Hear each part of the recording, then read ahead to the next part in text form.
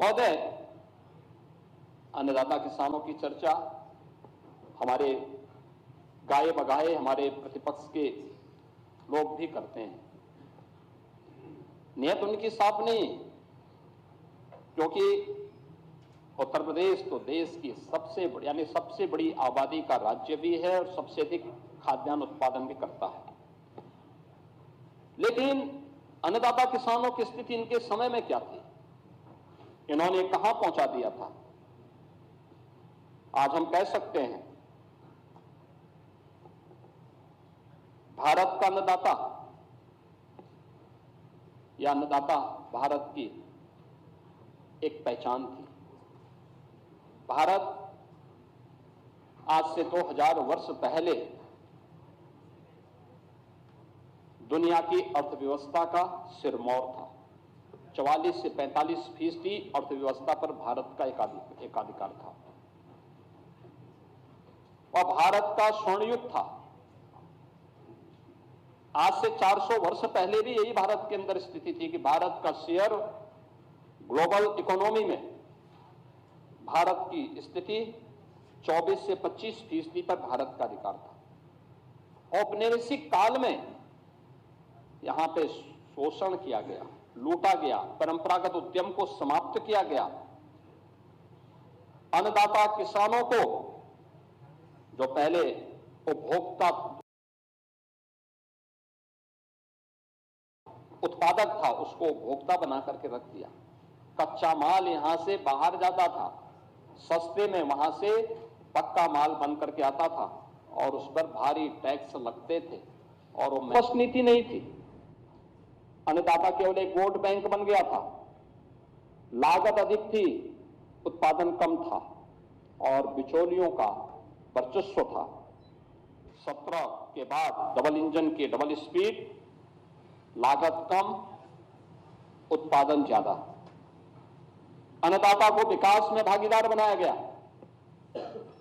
और अन्नदाता से उद्यमी बनने की एक कहानी आज उत्तर प्रदेश के अंदर देखी जा सकती है। जब हमारा अन्नदाता किसान एफपीओज के माध्यम से या जब गांव की एक महिला ड्रोन दीदी के रूप में अपनी एक पहचान बनाती है। आज विकास की यात्रा में हमारा अन्नदाता किसान सक्रिय रूप से सहभागी बना है। हमारा संकल्प कृषि को income based and value edition model के साथ जोड़ने के साथ ही अन्नदाता किसानों की आय को बढ़ाना है। आज उत्तर प्रदेश में कृषि विकास की दर 8-8.5% से बढ़कर के 18% हम लोगों ने प्राप्त किया है। एमएसपी पर पारदर्शी खरीद हो रही है और डीबीटी का जो पैसा है वो सीधे डीबीटी के माध्यम से अन्नदाता किसानों के खाते में जा रहा है। यह तब है, इसी का परिणाम है 11% देश के अंदर कृषि का जो कुल भूमि भूभाग है 11% यूपी के पास है। लेकिन इस 11% में उत्तर प्रदेश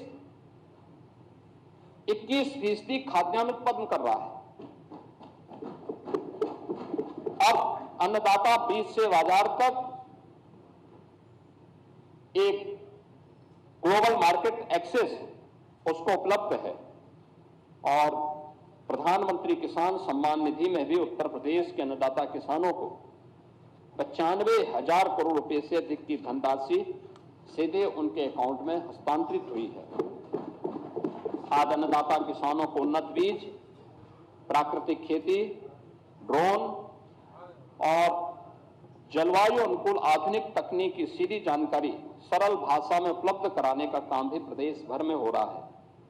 कृषि वैज्ञानिकों, स्टार्टअप्स और प्रगतिशील किसानों से व्यावहारिक प्रशिक्षण भी आज अन्नदाता किसानों को प्राप्त हो रहा है। खेती के बाद खेत में सारे कृषि वैज्ञानिक जाते हैं और किसान के खेत में चर्चा होती है। मुझे भी कई जनपदों में जाने का अवसर प्राप्त हुआ था। Drone dozing, FPOs, agri startups और फूड प्रोसेसिंग के माध्यम से फसलों का मूल्यवर्धन हो रहा है। अब प्रदेश में विश्व बैंक के सहयोग से यूपी एग्रीज यानी Uttar Pradesh agriculture growth and rural enterprise ecosystem strengthening project, यह परियोजना के माध्यम से भी आज उत्पादकता में वृद्धि करने, संसाधनों के कुशल उपयोग करने, कृषि आधारित उद्योगों के विकास और कृषि उत्पादों की गुणवत्ता सुधार पर विशेष ध्यान दिया जा रहा है। एक बात जो बार बार अन्नदाता किसानों की ओर से आती थी, वो आती थी निराश्रित गोवंश की। स्वाभाविक रूप से 17 के पहले प्रदेश के अंदर स्लॉटर हाउसेस धड़ल्ले से चलते थे, व्यापक तस्करी होती थी, आस्था के साथ खिलवाड़ होता था। जीरो टॉलरेंस की नीति के तहत गौ हत्या, गौ पर एक कठोर कानून प्रदेश के अंदर बना। हम लोगों ने प्रदेश के अंदर गौ तस्करी को रोका,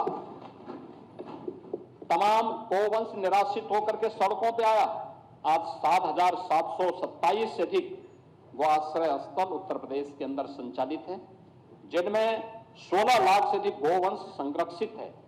और प्राकृतिक खेती, गौ आधारित खेती, इसी के माध्यम से आज हम आगे बढ़ा रहे हैं और उसी का परिणाम है कि आज उत्तर प्रदेश दुग्ध उत्पादन में अग्रणी राज्य है और मत्स्य उत्पादन में भी उत्तर प्रदेश ने दुगने से अधिक की सफलता प्राप्त की है।